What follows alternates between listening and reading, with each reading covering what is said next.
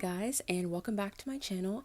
Today we are going to be talking about Somi's career, more specifically why I think she went to the Black label in the first place and how that's affected her now that we have some years to kind of reflect.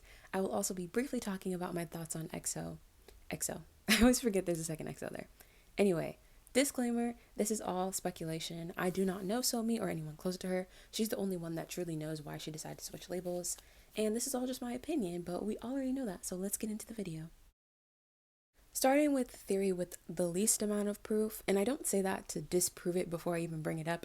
I just say that to say there really is nothing proving what I'm about to say, so I don't want to, make any false accusations. But Somi could have been being mistreated at JYP or had some sort of issue with JYP himself or the staff, etc., or how things were just done at the company and she figured she would be better off somewhere else. Simple as that. Moving on to the next theory. For context, Somi was in the very first Produce 101 group IOI. While she was in the group, she experienced performing on music shows, hectic schedules, award ceremonies, all the things that we typically attribute to the idol experience. Maybe after this, she wanted a more non-traditional idol life. She didn't quote-unquote need what JYP would provide her, unlike the other trainees at the time who had at best been on a survival show before, but never been exposed to like the actual day-to-day life of an idol. Now, she had the popularity obviously from being on 16 and Produce 101, and she had already had this whole experience of, doing the things that idols typically do.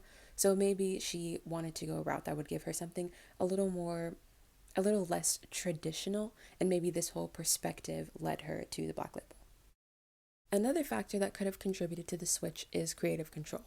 Now, JYP isn't the most restrictive when it comes to their artists being involved in their own music, but we also can't pretend that every group under the company is getting the Stray Kids treatment.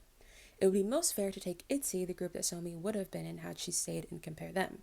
As of right now, ITZY has no writing or producing credits on any of their songs. This could be purely because the girls have no desire to do so, but compare this to Somi's album XOXO. She has writing and production credits on almost all of the songs. If Somi was an ITZY and she wanted to make some of their music, would she be allowed to?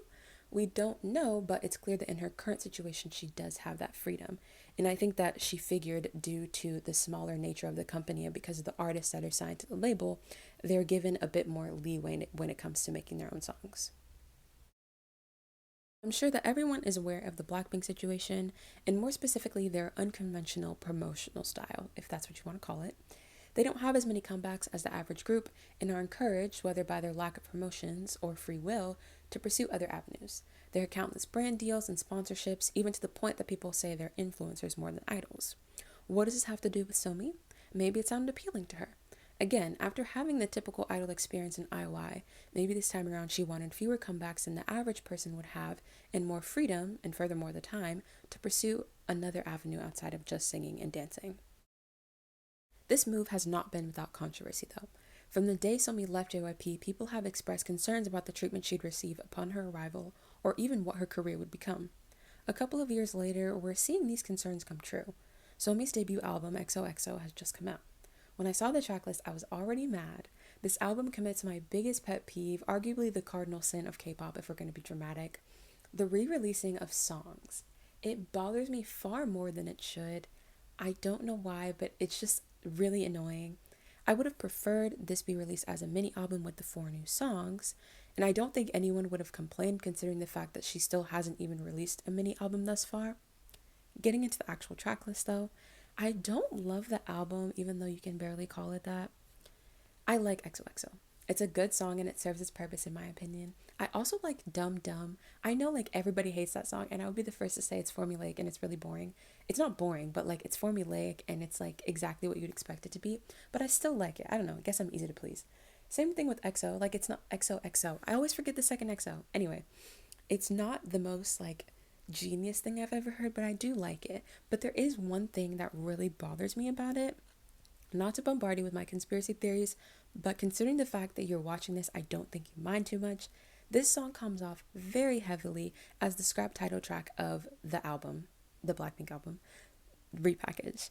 It has a similar early 2010 pop sound. The solo reference would have also made 10 times more sense if Jennie was actually the one singing it, especially considering that Pretty Savage is built entirely off of a reference to a line in 4D, and they even 4D in Pretty Savage, the whole like self callback thing would have made a lot more sense. Even the rap that comes directly after the solo reference is in almost the exact same style that Lisa raps in. It just like all I can hear, I'm like, this is definitely like, that's just what it makes me think of when I hear the song. Anyway, this matters because if Somi really did leave JYP to have more creative control, I'm sure a big part of that is the intention of making her own distinct sound and identity as an artist. She's not going to have that if people listen to her music and hear watered down Blackpink or something so formulaic that it's mind numbing. I say this to say that I think the Black Label is being careless with Somi. Like, how hard would it be to make 4 new songs so that she could have a proper debut album? YG doesn't exactly have the best track record when it comes to their soloists, but I don't think that's a good excuse. Like, eventually you have to get good at what you're doing. And I just don't think that a lot of care is being put into Somi's career. Not nearly as much as it should be, at least.